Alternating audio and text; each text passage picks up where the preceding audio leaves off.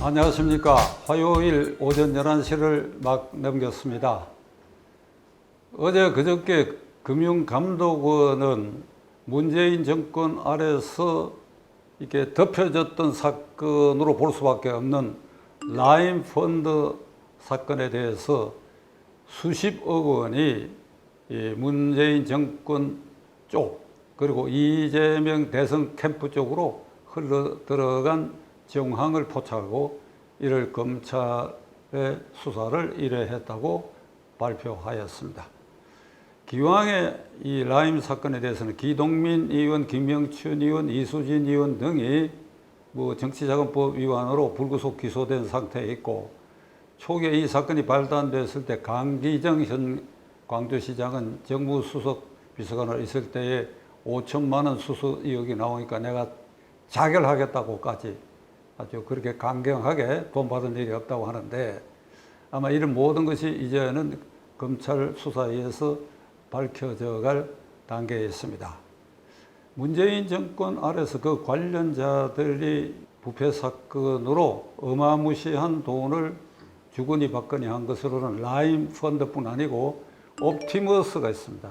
이거는 주범이 이혁진인데, 이혁진은 대통령 해외 순방 중에 2차례인가 동성에서 간 일이고 서초구에서 국회의원까지 입후보한 일이 있는데, 이 사람은 임종석 비서실장과의 이른바 한양대학 인맥으로 통하는 사람인데, 이 옵티머스 사건도 현재 라임 사건에 못지않는 어마어마한 부패가 그 안에 도사리고 있고, 또 이스타항공의 사주였던 이상적 의원이 이게 문 대통령의 딸과 사위에게 이 불미스러운 유착관계로 어마어마한 자금이 그쪽으로 흘러들어갔다.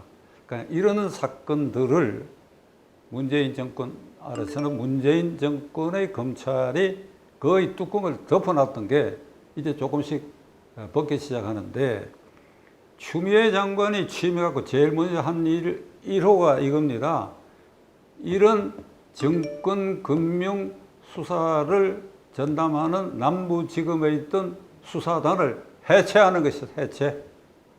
그러니까 미리 검찰이 이런 그 사건에 대한 수사를 원천적으로 봉쇄하는 조치를 취한 주인공이 추미애 장관이고, 그렇게 해서 이런 사건들이 지금 덮여져 있는데 그 일부가 이제 드러나기 시작했습니다.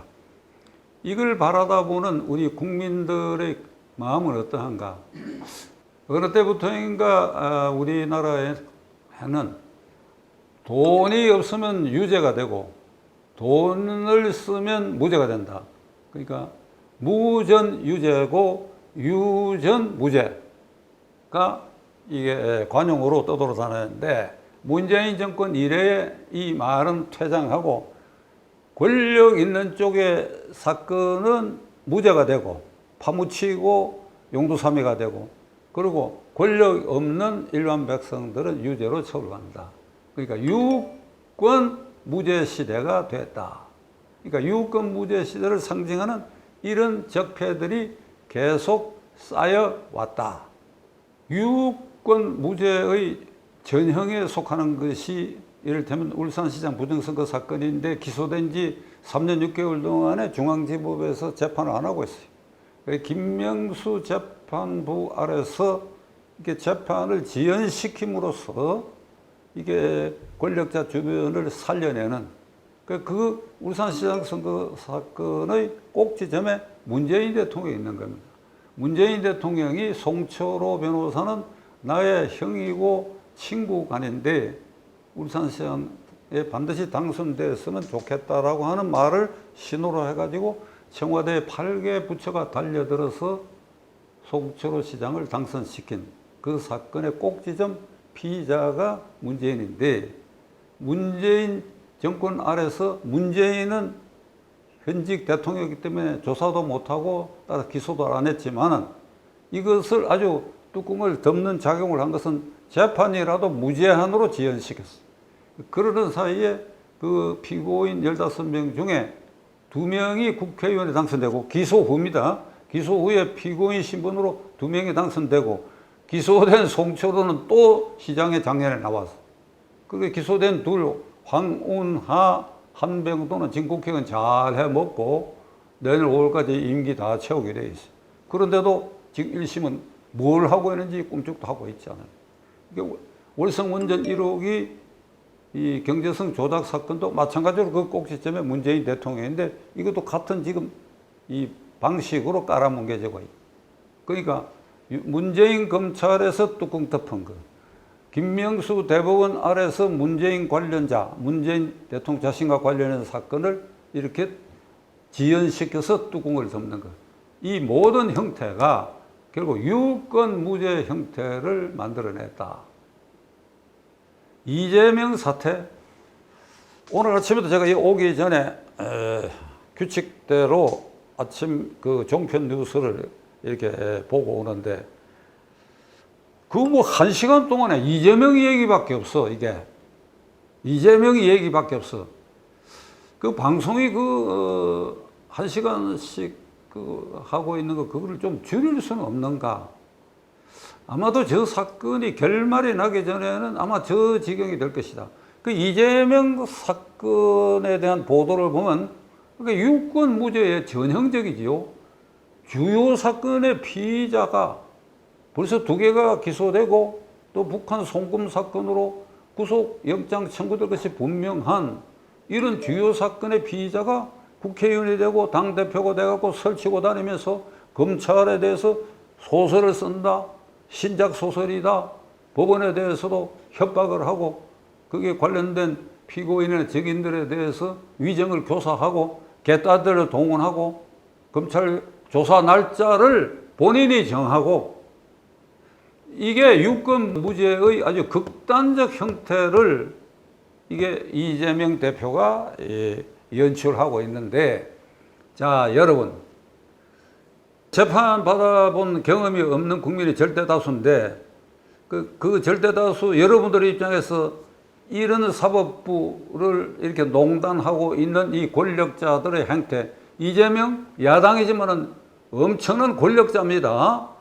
국회 과반수 이상을 확보하고 있는 당의 당수고 국회의원들을 완전히 포로로 해가 방탄 소대를 쓰고 있으니까 엄청난 권력자입니다. 그러니까 이런 유권 무죄 이 풍토를 재판 경험이 없는 절대다수의 국민들도 이거 용납할 수 있습니까? 나아가 지금 교도소에 4만 명이 수감되어 있는데 그 중에 한 절반은 이렇게 실형을 선고받고 복역 중이고 나머지 절반은 조사받고 재판에 이게 불려다니는 처지에 있는데 이 사람들 가운데 흉악범, 강력범, 간첩범, 국사범을 제외하고는 전부가 경제사범이라고 봐도 좋습니다. 회사를 운영하다가 사기를 좀 쳤다, 무슨 부도를 냈다, 뭐 싸우다가 폭행을 했다, 전부 이런 사건들인데 이들이 현재의 유권 무죄 이 풍토를 바라다 봤을 때 얼마나 억울한 생각을 하겠느냐. 이걸 재판 경험이 한 번도 없는 절대다수 국민들이 생각해 볼 필요가 있습니다. 그러니까 언젠가 제가 한 말씀드린 대로 이렇게 권세를 잇는 쪽, 권력을 쥐는 쪽, 그들은 뭐든지 해먹어도 그냥 무사하다. 이렇게 되면 이 국가의 사법 질서라고 하는 게 어떻게 되는 것인가. 이게 뿌리에서부터 흔들고 뿌리에서부터 이게 사법 정의라는 단어가 빠져나가는 시대가 지금 되고 말입니다. 이런 사태의 아주 활용점정으로 용을 다 그려놔놓고 용의 누나를 그래서 용의 모습을 완성하는 활용점정의 역할을 한 것이 권순일 대법관입니다. 대법관 한 높은 자리죠. 대법관. 예? 사법고시하고 사법연수원 나와서 판사 지망한 사람들 간에 대법관 될 수 있는 사람이 몇 퍼센트는 되겠습니까? 뭐 0.1%도 안 될 겁니다. 그 높은 자리, 그 높은 자리에 앉아서 무슨 짓을 했냐, 권순일. 그 대법관 권력을 휘두르 가지고 이재명을 살려내서 공직선거법 위반에 허위사실 공표죄로 기소된 그 부분을 1심, 2심에서 유죄로 인정했는데 대법원에서 재판장 김명수, 주심 권순일 대법관 아래서 어떤 판결을 했느냐? 이게 거짓말을 하긴 했는데 소극적 거짓말이다. 그러면 적극적 거짓말도 있나? 근데 이 사람들이 그 말을 만들어냈어. 그 이전에는 소극적 거짓말, 적극적 거짓말이라는 게 법정이나 수사 단계에 또는 우리 일상 용어에서 그런 말이 사용된 바가 없는데, 권순일 주심 김명수 재판장 아래서 이재명 공직선거법 사건에 무죄 판결을 하면서 만들어낸 말이 소극적 거짓말, 적극적 거짓말. 적극적 거짓말은 처벌 대상이고 소극적 거짓말은 처벌 대상이 아니다. 그럼 이재명이가 적극적 거짓말을 하지 않고 소극적 거짓말을 했기 때문에 처벌되지 않는다. 이게 무슨 이게 뚱딴지 같은 소리인가 하면, 경기지사 선거 때 정당 후보끼리 토론을 했어요. 그래서 뭐 김문기를 아느냐, 무슨 영화배우 누구를 아느냐, 가령 이런 질문에 모른다, 이렇게 이제 대답을 했다 이겁니다. 그러니까 이거는 질문에 대해서 대답을 할 때 거짓말이 섞여 있다. 그러니까 질문을 안 받았는데도 성명서를 발표하거나 무슨 국회 발언을 통해서나 이런 데서 나는 김문기를 모른다, 나는 이런 사실이 없다, 이렇게 하는 거하고는 다르다. 그러니까 상대방의 질문이 없을 때 거짓말한 것은 적극적 거짓말이고, 상대방의 질문을 받고 거짓말한 것은 소극적 거짓말이다. 소극적 거짓말을 했으니까 공직선거법 처벌은 안 된다, 무죄다. 이래가 살려낸 것이 권순일 대법관과 김명수 대법원장입니다. 이 사법부 최고 권력이 유권 있어서 이재명이를 살려냈다. 그러고 국회의원 되고 당대표 돼갖고 지금 온 세상을 어지럽히고 있다.